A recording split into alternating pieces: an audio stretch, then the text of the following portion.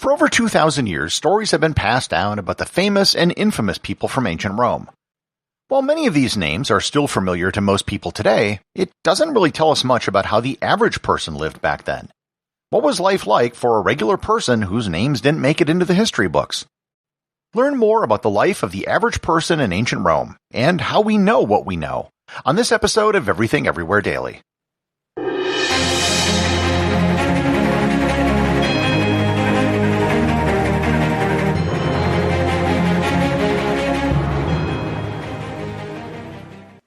This episode is sponsored by Kachava. Hey everyone, I wanted to tell you about Kachava, my all-in-one daily super blend. If you're worried that you aren't getting all the nutrients you need or struggling to stay on top of your health, then listen up because Kachava has you covered. Kachava puts everything in your body in one glass, so you can have it all. All the superfoods, all the vitamins, all the omegas, all the adaptogens, all the greens, all the protein, all the benefits. For your gut, your skin, your hair, your brain, your muscles, your heart, everything.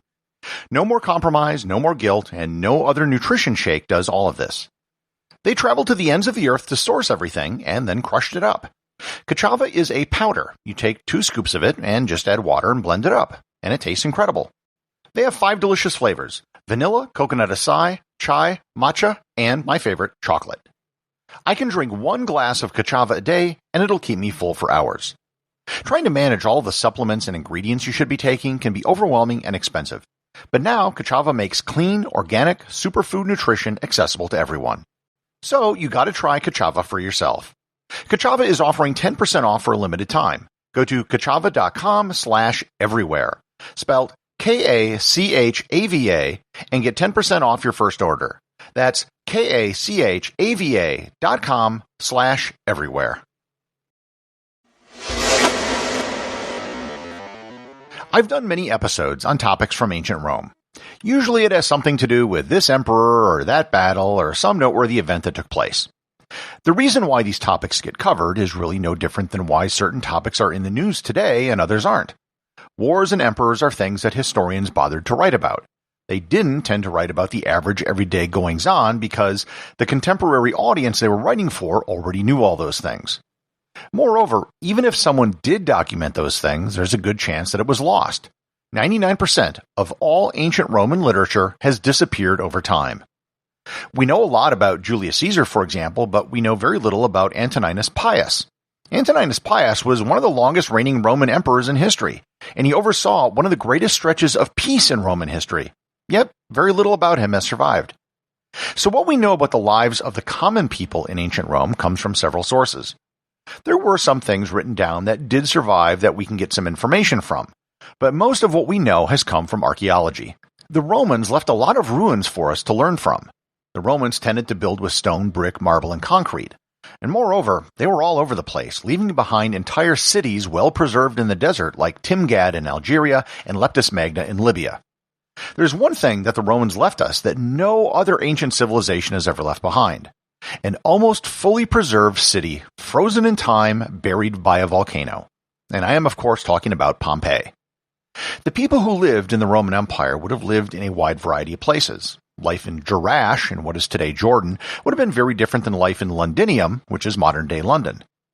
So for the purpose of this episode, I'm going to focus on a hypothetical average person who might have lived in the city of Rome sometime in the early imperial period. So let's start with where they lived. If you watch any movies or TV shows that depict life in Rome, they'll often have characters living in a rather nice villa. And this is not at all what an average person would have lived in. In the city of Rome, the majority of people lived in apartment buildings that were known as insulae. An insula would have been a multi-story building that could have been as high as 9 stories tall during the late Republican period. And the word insula comes from the Latin word for island.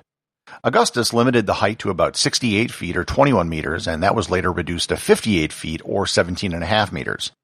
And there were 46,000 of such buildings in Rome as early as 150 BC. The higher up in a building you lived, the cheaper the rent was because you had to walk up and down every day. Conditions inside an insula would have varied based on the rent you paid, no different than today. Many of them were basically the equivalent of tenement buildings from the early 19th century in cities like London or New York. Many of the insulae, especially for poor people, were extremely dangerous to live in. There was always a risk of collapsing and fire, and most of the buildings were made out of mud, brick, and timber. There were no building or safety codes as we would know them today. Some higher-end insulae may have had running water, which would involve connecting to an aqueduct. However, most of them had no water and no sewer, and if they did, it would only have been on the lower floors because they couldn't pump it up higher. If you wanted to get water, you had to haul it from a neighborhood fountain. The insulae were often so close together that it was said you could reach out your window and shake hands with the person in the next building. Conditions in an insula could be extremely cramped if you were very poor. In many cases, people would pack together in a small room to save money, which is very similar to stories you hear when people migrate to large cities today. Insulae had very poor lighting and almost no insulation. Insulae were usually owned by some of the richest men in Rome, meaning that notable figures in history such as Cicero and Crassus were really just slumlords. There's still one insula standing in Rome today. The Insula della Araceli is located on the Capitoline Hill. So if you lived on one of the top floors, what did you have to do when you had to go to the bathroom? In Rome, they had public toilets which were known as latrinae. There was no privacy in a latrina. It was a U-shaped collection of benches against a wall with holes you would sit on like a regular toilet. The waste would fall down into the water, which would then drain out into the Tiber River if you were in Rome. There are well-preserved latrinae in both Ostia Antica outside of Rome and in Pompeii. Many people in the upper stories of an insulae would often just go in a chamber pot and then throw it out the window. Something which, if you remember back to my episode on sewers, was commonplace for centuries. The Roman process of cleaning yourself after you relieved yourself was something most people today would find revolting. They used what was called a tersorium, which was just a sponge attached to the end of a stick. After you were done, you would wash it in a bucket, and everyone used the same one. And I should also note that urine was often collected and used for washing clothes. While that sounds gross, and it is, it would be diluted and it was used because it contains ammonia. If you lived in an insula, especially on the upper floors, there's a good chance you didn't cook your own food.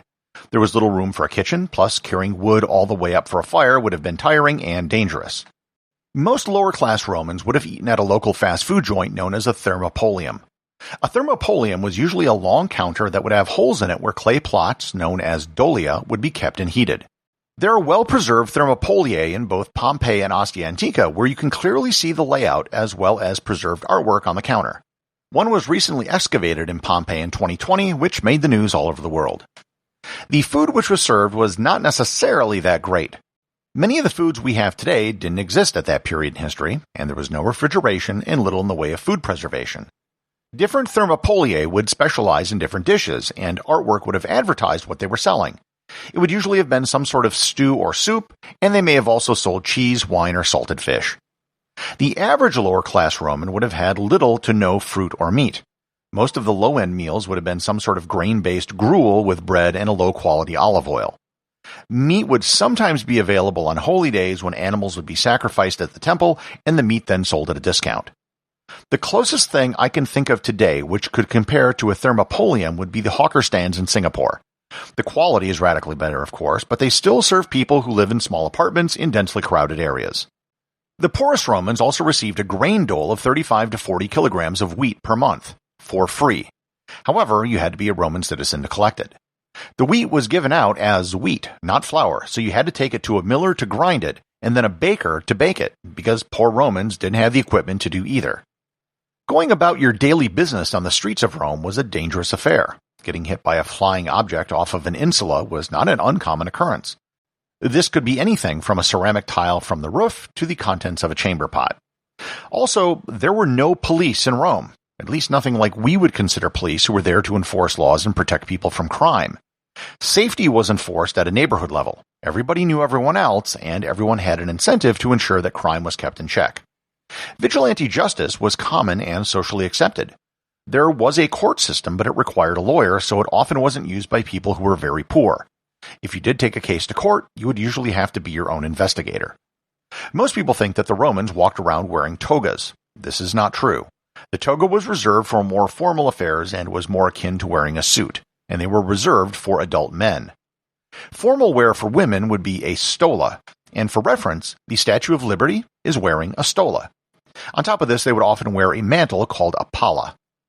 Most people, including men and women of all social classes, would wear a tunic for everyday use.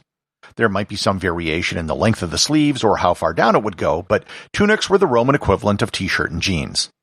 Likewise, undergarments were also usually worn. There are some mosaics from women's bathhouses that show women exercising while wearing something very close to what we would call a bikini today. Romans never wore pants. Pants were looked down upon and considered barbaric, as they were literally worn by barbarians. Just before the Western Empire fell, a law was actually passed banning the wearing of trousers.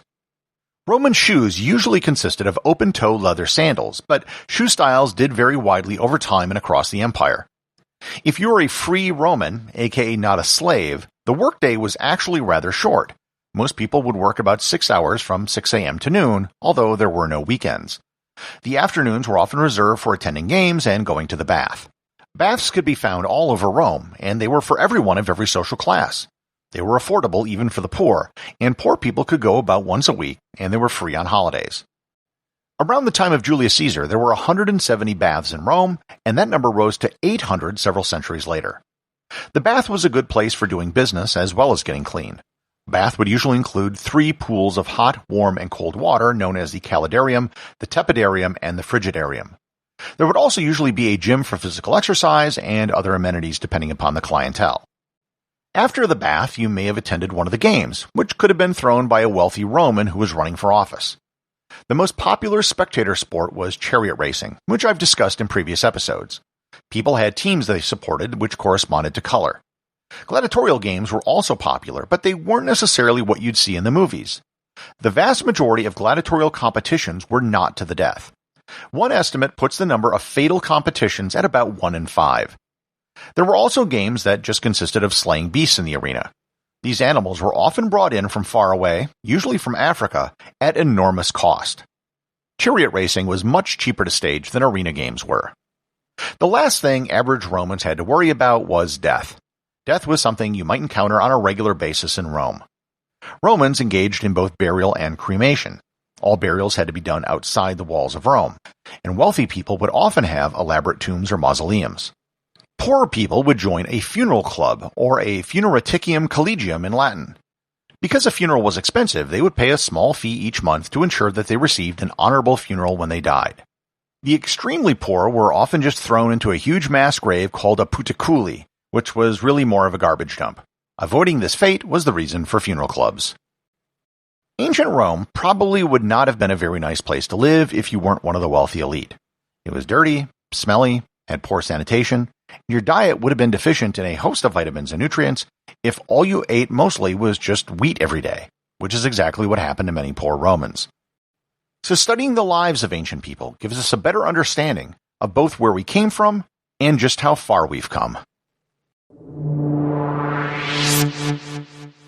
Everything Everywhere Daily is an Airwave Media podcast. The executive producer is Darcy Adams.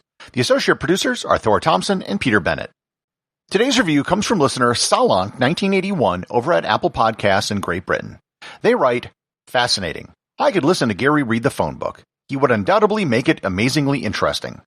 Thanks, Salank. I was going to do something cheeky like actually read from a telephone book, but instead I want to share a story about a telephone book. When I first visited Iceland in the year 2000, before I went, I had read that in Iceland the phone book was actually listed in alphabetical order by first name, not by last name. And this is due to the fact that Iceland still practices patronymic naming, where your last name is just your father's name plus son or daughter at the end. I get to my hotel in Reykjavik, and the first thing I do is open up the phone book to check. And sure enough, it was listed by first name. Remember, if you leave a review or send me a boostagram, you too can have it read on the show.